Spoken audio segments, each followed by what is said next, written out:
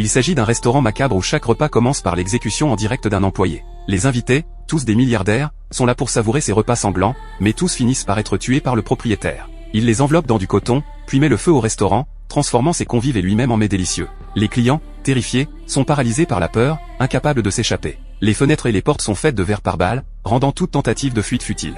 Rapidement, le dîner continue avec le prochain plat. Un autre employé prépare ce plat, expliquant qu'il a été harcelé par le chef. Dans un accès de colère, il tue le chef et le transforme en un nouveau plat pour les convives. Soudain, le propriétaire annonce que les invités ont 45 secondes pour fuir. Quiconque est attrapé sera transformé en plat. En un instant, tous les hommes abandonnent leurs femmes, tandis que les femmes clientes restent à table, impuissantes, continuant de manger. Aucun homme ne parvient à s'échapper. Tous sont ramenés au restaurant. Lisa, cependant, ignore les règles de cet endroit, ne sachant pas que la petite amie de Jacques est morte et qu'une autre femme a été choisie pour la remplacer. Furieuse, Lisa frappe Jacques, mais elle ne parvient toujours pas à quitter l'endroit. Le chef, quant à lui, n'a plus qu'un seul plat à préparer, le dernier. Lisa dispose de seulement 10 minutes pour fuir. Elle aide le propriétaire à chercher de la nourriture, puis en profite pour s'échapper dans une zone interdite. Là, elle est attaquée par une serveuse, qu'elle finit par tuer. Sur le corps de la serveuse, elle trouve la clé d'une chambre.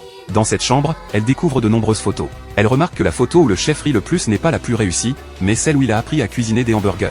Soudain, Lisa aperçoit une radio dans la chambre et envoie un signal de détresse. Elle retourne au restaurant, mais juste à ce moment-là, le chef célèbre un anniversaire pour ses invités. Un bruit de sirène interrompt soudainement la fête, la police est arrivée. Cependant, personne n'ose parler.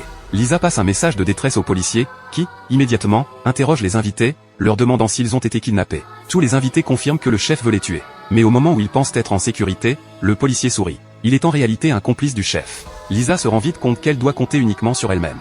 Tout à coup, une idée audacieuse lui vient à l'esprit. Le chef, autrefois comblé par la réussite de ses cheeseburgers, se sent désormais vide.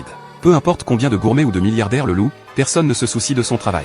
Peut-être que cette insatisfaction l'a poussé à créer un festin de mort, un acte ultime de dégoût et de désespoir artistique. Lisa se lève alors et déclare que la nourriture ici est immangeable. Le chef lui demande ce qu'il veut manger. Elle répond qu'elle souhaite un cheeseburger, le plat préféré du chef. À sa grande surprise, le chef prépare le hamburger lui-même, affichant un sourire satisfait en cuisinant. Il ajoute une portion de frites bon marché et sert le tout à Lisa. Elle prend une bouchée, et le chef, tout excité, attend son avis.